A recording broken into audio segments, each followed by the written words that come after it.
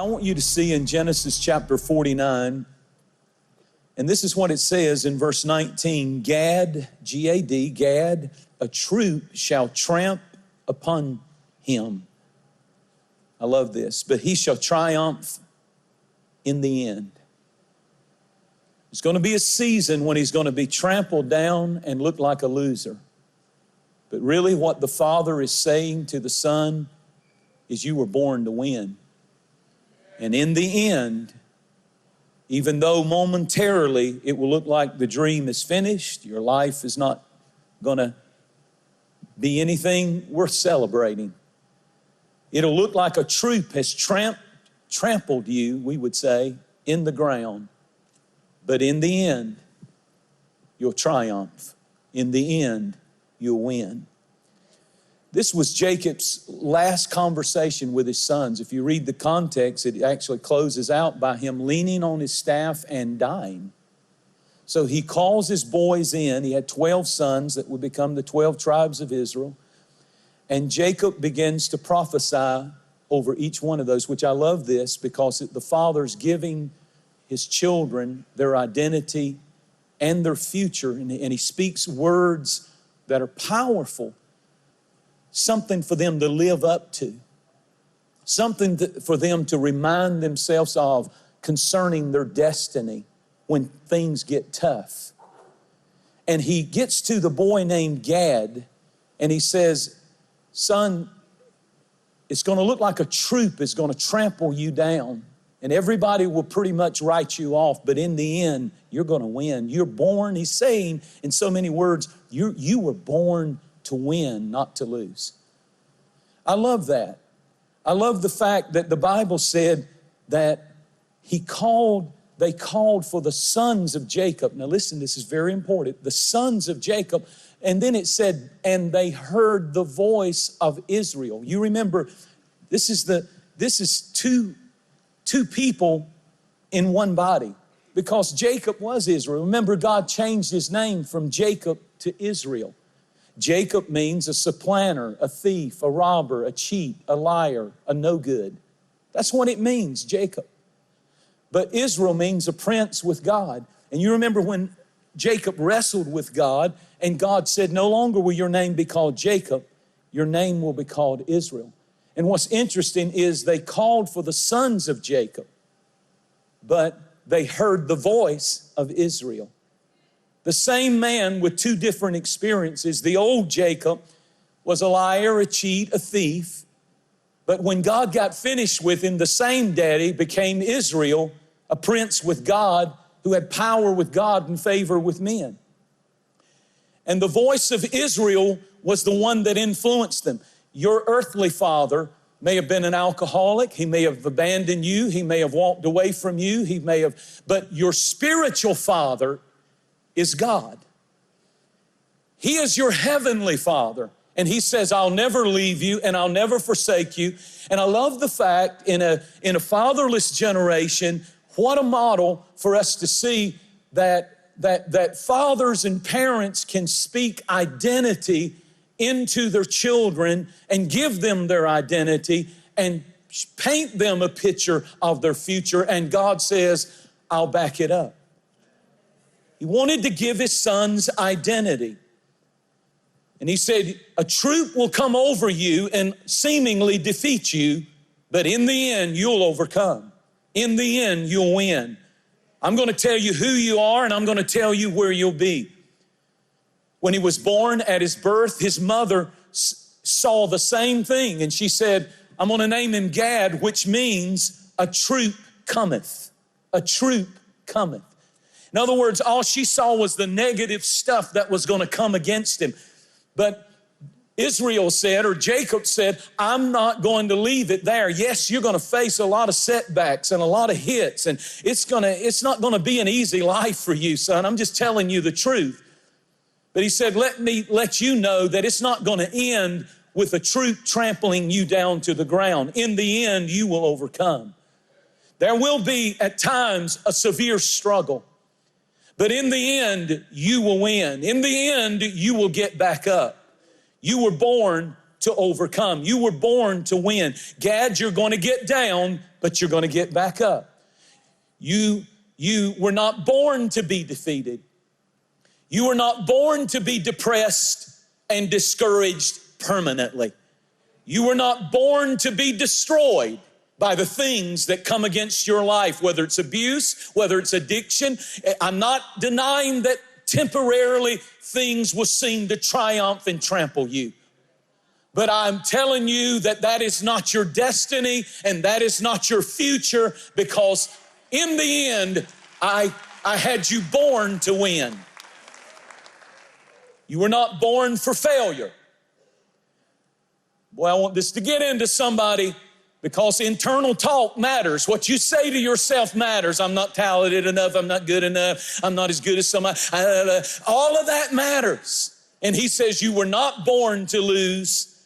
You were not born to be insignificant. You were born to win. And so when you get in those times when it looks like you're losing, you have to remind yourself of the prophecy that's over your life. There'll be times when it feels like you can't put one foot in front of the other. There'll be times when you feel like that, what's the use of even trying anymore? My dreams are so smashed and demolished, and feels like I'm trampled to the ground. But he said, you were not born to be defeated. You were born to win, and I'm giving you something to live up to. I don't want you to get your identity from TikTok. I don't want you to get your identity from Hollywood. I don't want you to get your identity from a gang. I don't want you to get your identity from a protest group. I'm going to give you your identity. I've got a powerful destiny for your life. And they're not going to give you your identity. I'm going to give it to you. You say, well, my father did leave me, and my earthly father was terrible, and I don't have anybody who spoke any good words. All I heard was you're nothing and you're nobody. Well, you've got spiritual fathers, and I'm one of them. And here's the powerful thing. In John 1 and verse 12, to as many as received them, to them gave he power to become the sons or daughters of God. I don't care who your earthly father was. If you believe on him, he says, now you're my son. And I'm not raising up a bunch of losers. I give you identity and I give you a future. Clap your hands and thank God for the truth of his word. You were born to win. You were born to win. Yes, you'll be trampled. Yes, it'll be tough. Yes, you'll feel like quitting, but you were born to win. You were born to win. John puts it like this: whatever or whoever, the King James says, is born of God overcomes the world, and this is the victory that overcomes the world, even our faith. What he's saying is, you're born of God. And God has spoken over you, your identity. And it's not an identity of the past that makes you feel like a loser, or maybe even your present that feels like that you're being trampled. But he's calling you to higher things. He says that you were born to win. It doesn't mean you won't have problems, but you'll overcome the problems. It doesn't mean that you won't have great, enormous challenges, but doesn't mean you won't go through pandemics, but what I put in you is stronger, and I'm going to pull you through it. You're going to get to the other side. We were not born to quit. We were not born to give up. A righteous man falls 7 times a day, but rises again. When you have a righteous spirit, it's defined by how many times you get up. I love the fact that he said something else about winners. When he said in Deuteronomy chapter 33, we're told that the tribe of Gad was there, and God speaks a blessing, and he says, blessed is he who enlarges Gad. The word enlarge means to help, assist into the inheritance. God said winners have to be enlarged, or encouraged is another word. Helped, assisted at certain times, especially when they're low. And he says, if you want to be blessed, learn to be an encourager to people who have a destiny on their life. That when they're talking about giving up, you don't get down there in the pity party with them, but you grab them by the hand and say, you can't quit. That's not what God says about you. You can't give up. I'm not going to let you give up. I'm not going to let you lay in that addiction the rest of your life. That's not who you were born to be. You were born to win. Jeremiah chapter 12 said that if you can't run with the footmen, if you run with the footmen and they weary you, how will you contend with the horses? In other words, this is not a negative statement, but if you're giving up, if you're talking about giving up when the footmen are coming, that's the foot soldiers. There were foot soldiers and there were horsemen, that had a great advantage back in the days. They didn't have guns. So, the footmen were discouraging you. And God says, Jeremiah, if you're a little discouraged, you don't understand if the footmen weary you, what are you going to do when the horsemen come? And we almost make that negative, but what God is really saying is the footman level is not where I've called you to. I've called you to bigger things. You have no idea how great your future is. And if you're giving up over little footmen, you won't be able to handle the big world I'm about to put you in. When I look at this ministry, the footmen used to trouble me. Little things, just little stuff. Sister Bucket Mouth could put me in the pit. One little, just anybody criticizing me. Now I've just learned, that don't even matter. When you get up here, it's a different thing. The horsemen are coming at you. But really it's encouraging because God says you're not staying at that level. Why are you freaking out at that level when where I'm taking you is so much bigger because you were born to win. Everybody take a praise break.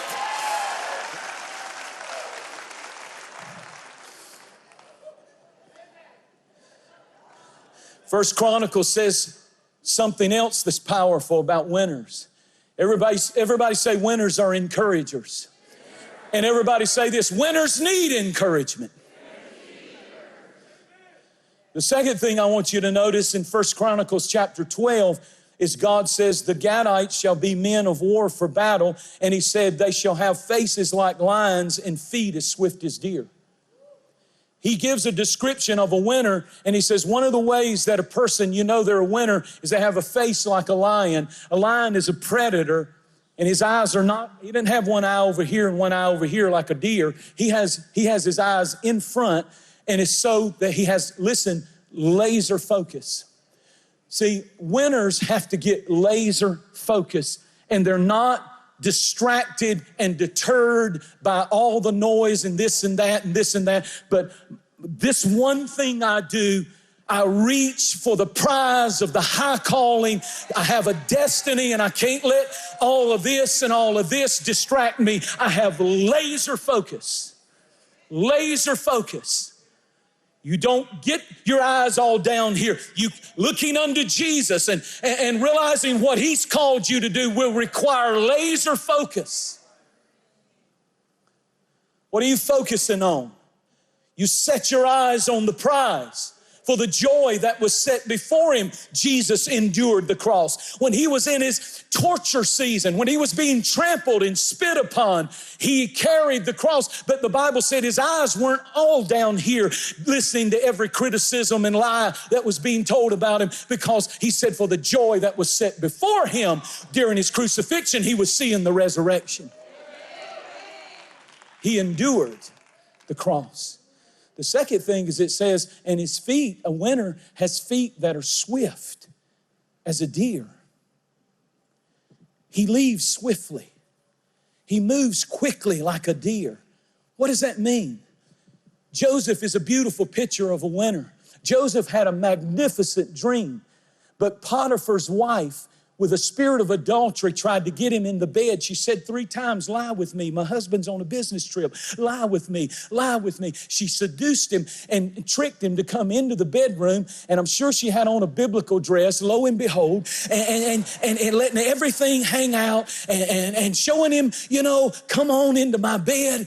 The Bible said that he ran and got out of there. And she ripped his coat off. Poor guy. His brothers ripped his coat off. He couldn't keep a coat. He lost 2 coats, but he kept his dream. You might go through seasons of losing stuff, but if you follow God, you'll hold on to the dream. And in the end, he got the coat back. He got a ring of authority back. And all the barns and the corn of the world, he owned it. But the test was in that room, that bedroom. When he acted like a winner and had deer feet, you got to know when to get out of there. Something pops up on your computer, get out of there, swift feet. You go to somewhere with people and they start pulling out cocaine and some party turns into something, get out of there. Get on a date and you thought he was saved, and then you find out he's only saved from the head down to the waist. The rest of him is not saved. Get out of the car and call Uber if you have to, but get deer's feet, because winners know when to run. Got to walk careful in dangerous, highly dangerous times. Can I give you one more? Well, if you were going to get anything out of it, you're on my last point almost. The greatest danger to winners is found in the story of Gad. Gad associated and teamed up and started camping out for 40 years in the wilderness with another tribe called Reuben. And this is the prophecy over Reuben from the father the same day he spoke over Gad. Reuben, you're my firstborn, my might and the beginning of my strength. He's speaking now. He's saying these things should be in you: might, strength, the excellency of dignity, the excellency of power. In other words, you are loaded, boy, with incredible, incredible potential. But watch the next verse. You're as unstable as water, and because of your instability, you will not excel. Now, what does that mean? It's unstable as water. Water's unstable because water changes in whatever atmosphere it gets in. If you put water in a cold atmosphere, a freezing atmosphere, it turns to ice. If you put water that's ice into a warm atmosphere, it turns to liquid. It can turn to steam. It becomes like the environment it's put in. And he said, son, you have so much potential, but you're unstable as water. If you would just be who you are, and then if they don't change, get deer's feet and get out of there. But you got to have laser focus to do what the place I'm taking you to. You got to have something in you. You got to stay encouraged. And you're not going to get encouraged. Here's the point. The greatest danger to winners is hanging out and associating with the wrong people.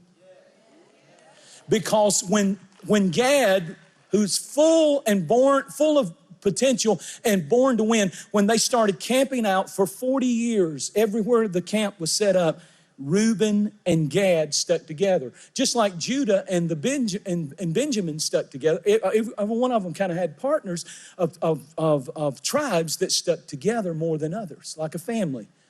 But they stuck together, those two. Now listen. And when it came time for Israel to cross the Jordan River into the promised land, your Bible said, we preach and tell people that all the children of Israel came across. That's not what it says. 2 tribes stayed on the other side of the river and never entered the promised land. Guess who those tribes were? Reuben said, I like it here. Let's settle here. This is good, but it's not God's best. And Gad, because of their tight association with Reuben, the greatest danger to a winner is who you associate with. Because negative people will make you settle for less. Dream thieves will take away what God has called you to, because they'll convince you that you can't do it. Who you associate with is critical. Preaching better than y'all letting on. He said, I want you to win, but you're not going to win if unless you quit hanging around the wrong people. If you're struggling with drugs, quit hanging around drug addicts. If you have an alcohol problem and you can't control it, quit hanging around a bunch of drinkers. If you are a negaholic, you don't need to get around other people who are negative. It brings the worst out of you. Stay away from unstable people. Get laser focused. Get a made-up mind. Get deer's feet that gets you out of negative situations quick, because God says, I have a high calling for you. You were born to win. You can't play around with losers. Get away from the wrong crowd. And when you see that you were born to win, I want to conclude with this. The Bible said, thanks be unto God, which always causes us to triumph in Christ.